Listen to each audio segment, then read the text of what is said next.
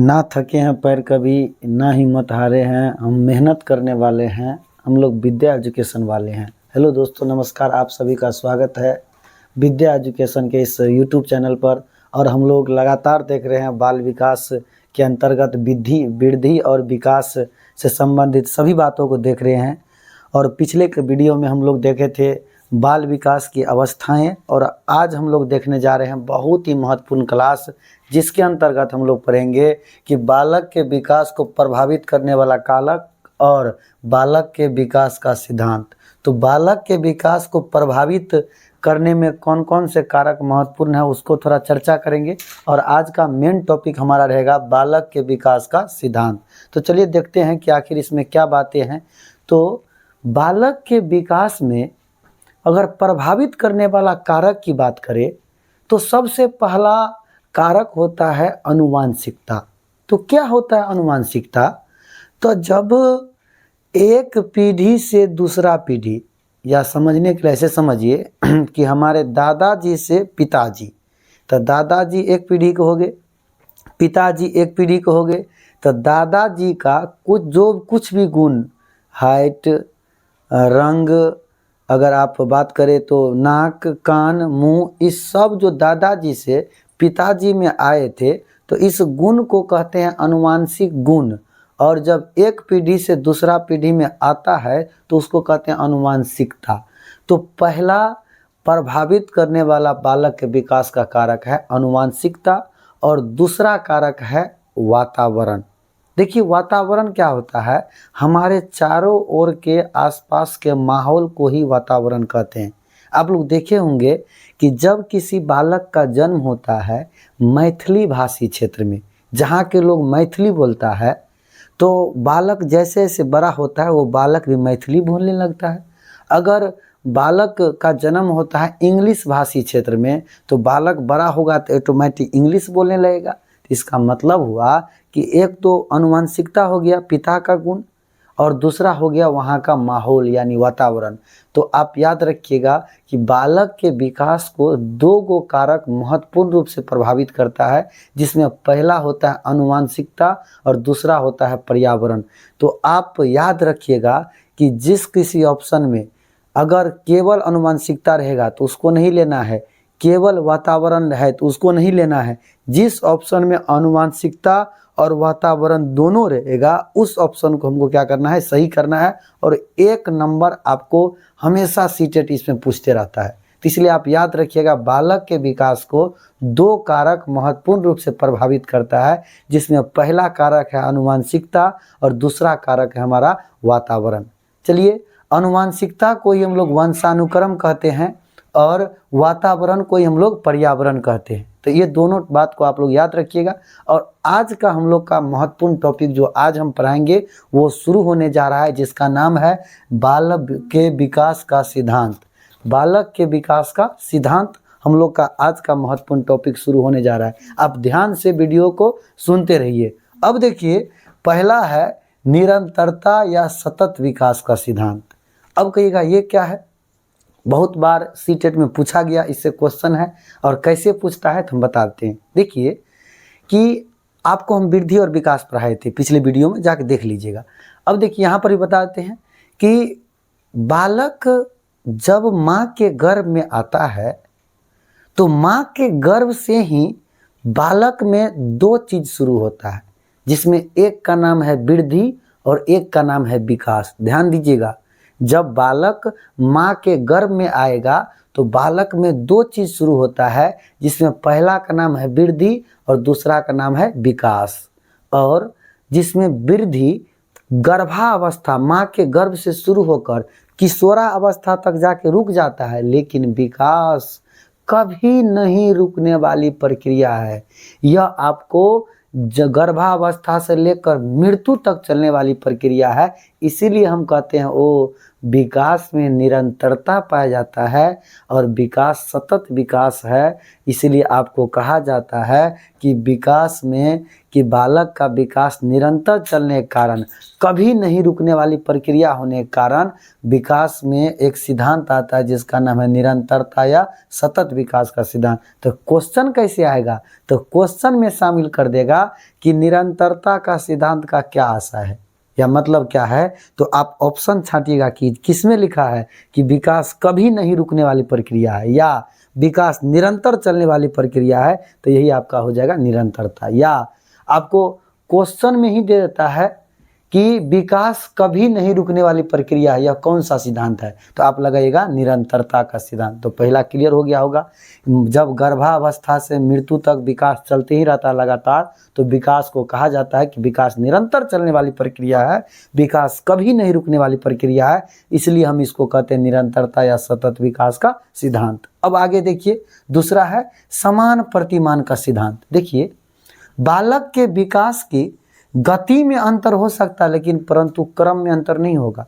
आप अगर बालक को देखते हैं तो बालक के विकास के गति में अंतर हो सकता है, क्रम में नहीं, और इसी सिद्धांत को कहते हैं समान प्रतिमान का सिद्धांत। कहिएगा इसको समझाइए तो आप समझिए। देखिए, कहीं पर भी, चाहे वो इंडिया में हो, चाहे अमेरिका में हो, चाहे लंदन में हो, कहीं पर भी बालक का, चाहे गांव में हो चाहे शहर में, बालक का कहीं भी जब जन्म होता है ना, तो बालक सबसे पहले आप देखिएगा कि बालक एक गोदी से दूसरे गोदी घूमता है। उसके बाद बालक अपने आप उलटना पलटना क्या करता है, शुरू करता है। फिर उसके बाद रेंगना शुरू करता है, फिर उसका पकड़ के खड़ा होना शुरू करता है, उसके बाद चलना, उसके बाद दौड़ना। तो कहीं का भी बालक का देखो ना, तो यही क्रम में आगे बढ़ता है। पहले बालक गोदी गोदी घूमेगा, फिर उसके बाद रेंगना सीखेगा, आप गांव घर में जिसको कहते हैं लुढ़क कर चलना, फिर उसके बाद आप देखिएगा पकड़ कर खड़ा होना सीखेगा, फिर उसके बाद चलना सीखेगा, फिर उसके बाद दौड़ना सीखेगा। तो कहीं का भी बालक हो उसमें यही क्रम पाया जाता है। इसलिए लिखा गया है कि क्रम में नहीं अंतर पाया जाएगा, बालक के गति में अंतर हो सकता है। हाँ, हो सकते हैं कहीं के बालक को आप लोग थोड़ा ज़्यादा बोर्नविटा मिल जाए, ज़्यादा च्यवनप्राश मिल जाए, तो बालक हो सकता है कि उसके विकास की जो गति होगा उसमें आपको थोड़ा ज़्यादा गति से हो, लेकिन कितना भी रफ्तार से क्यों ना हो, एक क्रम को पूरा करते हुए जाएगा। ऐसा नहीं होगा कि बच्चा जन्म लिया और कुछ दिन में सीधा दौड़ने लगे या सीधा चलने लगे, तो ऐसा किसी बालक में नहीं हो सकता है। वो सबसे पहले जहाँ देखो, गाँव का भी बालक में वही रहता है, शहर के बालक में, वो चाहे देश के किसी भी कोना, विश्व के कहीं भी चल जाओ, बालक में क्रम में अंतर नहीं पाया जाएगा, सिर्फ गति में अंतर पाया जाता है। ठीक है, इसी को कहते हैं समान प्रतिमान का सिद्धांत। अगला है विकास की दर में भिन्नता का सिद्धांत। देखिए, विकास की दर में भिन्नता होती है परंतु उसके क्रम में भिन्नता नहीं होती है। देखिए, विकास का दर क्या हो सकता है, भिन्न भिन्न हो सकता है। कैसे? क्योंकि आप देखते हैं कि शैशवावस्था में बालक का जो गति होता है, वह विकास की जो गति होता है तीव्र गति से होता है। कौन अवस्था में? शैशवावस्था में। तो शैशवावस्था में तीव्र गति से, फिर आपका बाल्यावस्था में थोड़ा मंद हो गया और फिर किशोरावस्था में हाई हो गया। तो याद रखिएगा, देखिए कि शैशवावस्था में तीव्र गति से, बाल्यावस्था में मंद गति से, फिर किशोरावस्था में तीव्र गति से। तो आप लोग याद रखिएगा कि विकास की दर में भिन्नता होती है, विकास का दर में भिन्नता हो सकता है परंतु उसके क्रम में कोई भिन्नता नहीं होगा। क्योंकि आप देखते हैं शैशवावस्था में विकास का दर क्या है, तीव्र गति से, अब बाल्यावस्था में मंद गति से, फिर किशोरावस्था में उच्च गति से। उसके बाद जब अगला देखिए, इसी को कहते हैं विकास की दर में भिन्नता का सिद्धांत। ठीक है, अब आगे देखिए व्यक्तिगत भिन्नता का सिद्धांत। इस संसार में कोई भी दो व्यक्ति एक जैसा नहीं हो सकता।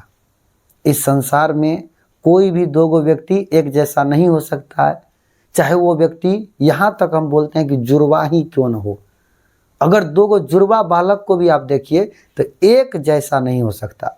कुछ न कुछ दो बालक में आपका हाइट में ही अंतर हो जाए, कलर में ही अंतर हो जाए, मानसिक विकास में ही अंतर हो जाए, कहीं न कहीं से कुछ न कुछ अंतर आपको दिख ही जाएगा। तो इसी अंतर को कहते हैं व्यक्तिगत भिन्नता। ठीक है, तो विकास कोई भी दो बालक में एक समान नहीं होता है, जिस कारण से हम लोग उसको कहते हैं व्यक्तिगत भिन्नता का सिद्धांत। चलिए अब आगे देखते हैं, और सबसे भी है टॉपिक, यह मेन है, आपको इससे क्वेश्चन बार बार देखने को मिलता है। तो विकास की दिशा का सिद्धांत। तो विकास की दिशा में पहला है मस्काधोमुखी या सिरोगामी दिशा। देखिए मस्काधोमुखी या सिरोगामी क्या होता है, हम आपको अपना भाषा में सिखाते हैं, आपको क्लियर हो जाएगा। देखिए बालक में सबसे पहले अगर किसका विकास हो ये अगर पूछा जाए, तो आप अगर अपने आप को एक गाड़ी की तरह मानिए, तो मोटरसाइकिल हो या 4 व्हीलर हो या ट्रक हो, कोई भी गाड़ी हो, वो गाड़ी बिना इंजन का नहीं चल सकता है। अगर जब तक गाड़ी का इंजन सही है तो पार्ट पुर्जा थोड़ा टूटा फूटा भी रहेगा तब भी चलेगा। तो ठीक उसी प्रकार से गाड़ी में इंजन को आप सबसे वैल्यू देते हैं, उसी प्रकार से आप अपने शरीर में मस्तिष्क को वैल्यू दीजिए, सिर को वैल्यू दीजिए।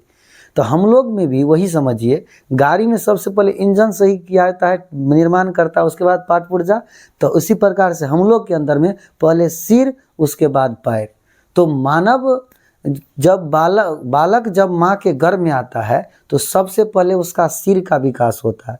सिर का नियंत्रण होने के बाद उसका धड़ का होता है, और धड़ पर नियंत्रण होने के बाद उसके पैर का होता है। तो सबसे पहले बालक के सिर का विकास होगा, और सिर का विकास होगा तो मुंह से होकर जाएगा, इसलिए मस्काधोमुखी इसका नाम पड़ता है, मस्काधोमुखी या सिरोगामी, आप कह सकते हैं सिर से पैर की ओर। तो याद रखिएगा, जब आपको कुछ भी ना दे क्वेश्चन में और पूछ दे विकास की दिशा होती है तो सिर से पैर होती है, आप लगा दीजिएगा। विकास की दिशा किधर होता है तो सिर से पैर। कहिएगा कि पहले इंजन तब पार्ट पुर्जा, तो इंजन हम लोग का कौन है, सिर है, और पार्ट पुर्जा पूरा क्या है, शरीर है। तो सिर से किधर होता है, पैर की ओर। उसके बाद अगला इसी का दूसरा भाग है केंद्र से बाहर या अधोगामी।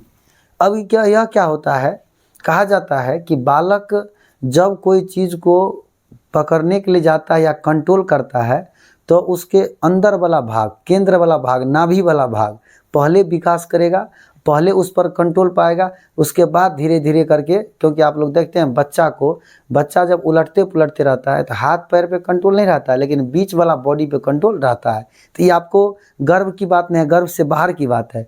तो गर्भ से बाहर में जो होता है, पहले केंद्र का पर कंट्रोल, यानी बिचला भाग पे, अंदर की भाग पर, और अंदर से किधर जाता है, बाहर की ओर। इसी को कहते हैं केंद्र से परिधि की ओर, और इसका नाम है केंद्र से बाहर या अधोगामी, या आप इसको कह सकते हैं मध्य से बाहर की ओर। तो आप याद रखिएगा, एगो मस्काधोमुखी केंद्र से बाहर, या सिरोगामी अधोगामी, ठीक है।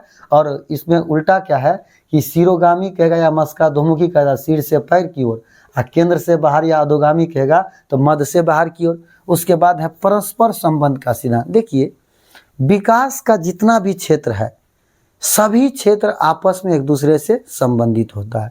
अब विकास के सभी क्षेत्र में 2-4 एग्जाम्पल ले लीजिए। शारीरिक विकास हो जाए, शरीर का विकास हो जाए, आपका मस्तिष्क का विकास हो जाए, आपका सामाजिक विकास हो जाए, आपका संवेगात्मक विकास हो जाए या नैतिक विकास हो जाए, सभी विकास एक दूसरे से संबंधित होता है और सब एक दूसरे से प्रभावित होता है। इसीलिए कहा गया है कि विकास का जितना भी क्षेत्र है, सब एक दूसरे से संबंध होने के कारण इस सिद्धांत का नाम है परस्पर संबंध का सिद्धांत। क्योंकि क्वेश्चन में जब दे देगा कि सभी विकास एक दूसरे से संबंधित होता है, कौन सा सिद्धांत, तो परस्पर संबंध का सिद्धांत। उसके बाद देखिए आप लोग, अरस्तु एक व्यक्ति मनोवैज्ञानिक है, आप लोग अरस्तु को जानते हो, वैज्ञानिक भी है।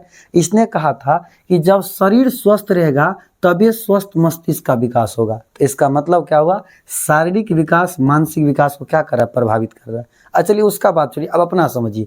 आपको अगर तबीयत खराब रहे, शरीर सही ना रहे, तो क्या आपको पढ़ाई मन लगेगा, तो नहीं लगेगा। जब तक शारीरिक विकास सही नहीं होगा तब तक मानसिक विकास सही नहीं हो सकता। तो याद रखिएगा, अरस्तु भी कहा था, हम लोग भी जानते हैं कि जब हम लोग पढ़ने मन तब लगता है जब पूरा शरीर स्वस्थ हो। बुखार लगा रहता है तो हम लोग पढ़ नहीं पाते। इसका मतलब क्या, शारीरिक विकास सही से ना हो तो मानसिक विकास नहीं हो पाता। इससे क्या समझ में मिलता है कि विकास का जितना भी क्षेत्र है सब एक दूसरे से क्या होता है, संबंधित होता है। उसके बाद देखिए 7वां और लास्ट, समान से विशिष्ट का सिद्धांत। अब बताइए कि बालक को जब कोई वस्तु पकड़ने के लिए कह दिया जाए, तो बालक को जब कोई वस्तु पकड़ने के लिए कहा जाएगा तो बालक सबसे पहले, ऐसे ही आप बचपन, कोई बालक बहुत छोटा हो उसको 1 गिलास पानी मांगिएगा तो बालक प्रयास जरूर करता है क्योंकि जिज्ञासा उसमें होता है, काम हम भी करें। तो वो जो आएगा गिलास को तो ऐसे पकड़ के आएगा और ऐसे गिलास को पकड़ के आपके पास धीरे धीरे करके क्या करेगा, आएगा। लेकिन क्योंकि देखिए बालक में अभी सभी अंगों पर उसका नियंत्रण नहीं है, तो सभी अंगों को लगाकर कोई काम कर रहा है, लेकिन जैसे जैसे उसका उम्र क्या होगा, बढ़ता जाएगा। तो जैसे जैसे बालक का उम्र बढ़ता जाता है, बालक के अपने अंगों पर नियंत्रण होते जाता है। तो आप याद रखिएगा, शुरुआत में बालक कोई भी काम करने दीजिए तो शरीर के सभी अंग पकड़ के करेगा, लेकिन जैसे जैसे उम्र बढ़ेगा उसके शरीर पर नियंत्रण आ जाता है, मांसपेशी पर नियंत्रण आता है, और अंत में बालक वही एक गिलास पानी, आप शुरू में बोले तो पूरा पकड़ के आ रहा था और थोड़ा बड़ा हो गया तो एक गिलास में पकड़ के आएगा। कहेगा देखिए हम एक गिलास में पकड़ लेते हैं। तो यही है समान से विशिष्ट। विशिष्ट का मतलब कोई एक खास अंग का प्रयोग कर रहा है, तो इसी सिद्धांत को कहते हैं समान से विशिष्ट का सिद्धांत। तो अभी आप लोग देख रहे थे कि बालक के विकास को प्रभावित करने वाला कारक, तो 2 कारक आप याद रखिएगा, आनुवंशिकता और वातावरण, या वंशानुक्रम या पर्यावरण। और उसके बाद देखिए बालक के विकास का सिद्धांत, पहला देखिए विकास कभी नहीं रुकने वाली प्रक्रिया है, इसका मतलब निरंतरता का सिद्धांत। समान प्रतिमान में गति में अंतर हो सकता है लेकिन क्रम में अंतर नहीं होगा। बालक सबसे पहले उल्टेगा पुलटेगा, उसके बाद बालक लुढ़केगा, उसके बाद पकड़ के खड़ा होगा, तब चलेगा, तब दौड़ेगा, यही क्रम रहेगा चाहे कहीं का भी बालक हो। उसके बाद विकास की दर में भिन्नता का सिद्धांत, विकास का दर में भिन्नता होती है परंतु उसके क्रम में भिन्नता नहीं होती है। क्रम में भिन्नता नहीं होने का मतलब होता है बालक शैशवावस्था में आएगा, तब पूर्व बाल्यावस्था, उत्तर बाल्यावस्था, किशोरावस्था, लेकिन इसके गति में अंतर होता है, दर में अंतर होता है। शैशवावस्था में गति थोड़ा तीव्र होता है, बाल्यावस्था में कम होता है, किशोरावस्था में फिर उच्च होता है। व्यक्तिगत भिन्नता का सिद्धांत बताए कि कोई भी 2 बालक ले लीजिए, उसमें विकास एक समान नहीं होगा, कुछ ना कुछ अंतर दिख ही जाएगा। उसके बाद देखिए विकास की दिशा का सिद्धांत, तो आपसे कुछ भी ना दे, अगर ऐसे पूछ दे विकास की दिशा होती है तो सिर से पैर की ओर, इसको लोग मस्काधुमुखी या सिरोगामी कहते हैं। और जब केंद्र से बाहर कहेगा तो उसको हम लोग अधोगामी कहते हैं, जो मध्य से बाहर होता है या केंद्र से बाहर।